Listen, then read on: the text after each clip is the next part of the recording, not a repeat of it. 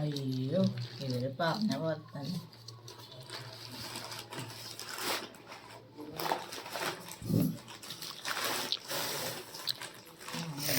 സാധനം. പക്ഷേ വിത്താണത്.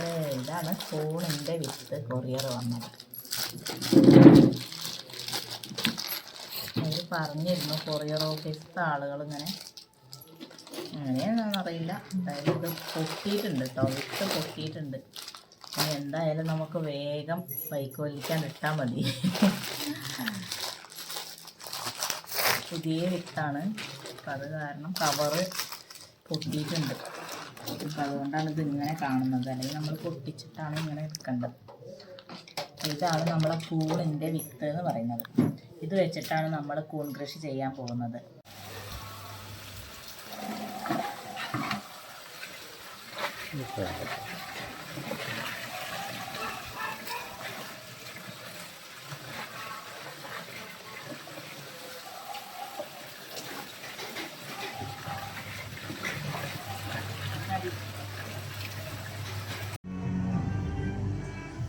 ഒറ്റ സുഹൃത്തും കൂടി ചതിച്ചതോടെ അവനാകെ തകർന്നിരുന്നു. അതോടെ രാജു ക്ലബിലേക്ക് കയറാതെ മകൻ നാശത്തിന്റെ അറ്റമെത്തിയെന്ന് അറിഞ്ഞ മാലിതേച്ചി അവരെ കാണാൻ കൂൺ വിത്ത് നമ്മൾ ബെഡ് ഇടാൻ തുടങ്ങുകയാണ്. ഇത് പുഴുങ്ങി ഉണക്കിയ വൈക്കോലാണ്. ഇത് വിത്താണ്. ഇത് 2 കവറാണ്. അപ്പം 2 കവറിലേക്കുള്ളത് ഇന്ന് പുഴുങ്ങിയിട്ടുള്ളൂ. പിന്നെ അതിലേക്ക് വേണ്ട 4 റബ്ബർ ബാൻഡാണ്. ഇതൊക്കെ വെച്ചിട്ടാണ് നമ്മൾ ബെഡ് തയ്യാറാക്കാൻ പോകുന്നത്. നമ്മുടെ ബെഡ് ഇവിടെ റെഡി ആയിട്ടുണ്ട്.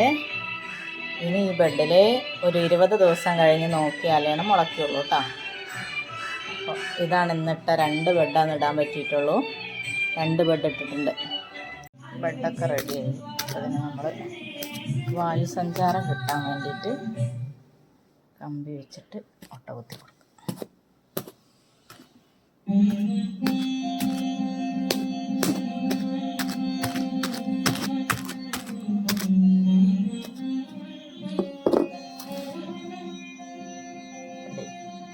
ഇപ്പം നമ്മൾ ഇവിടെ പുതിയ ബെഡ് ഇട്ടു കാട്ടിത്തന്നില്ലേ ബെഡ് ഇട്ടത്. ഇനി ഇത് ഈ ഉറിയിൽ തൂക്കണം.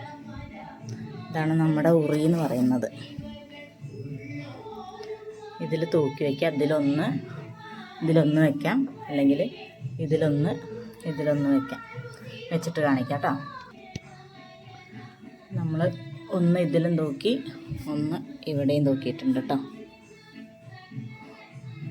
കൂണും പഴയ ബെഡിൽ കൂണിങ്ങനെ ഉണ്ടായി നിൽക്കുന്നുണ്ട്. പിന്നെ ഇതൊക്കെ ബെഡിൽ കഴിയാറാകുമ്പോഴേക്കും ഇതായി വരും.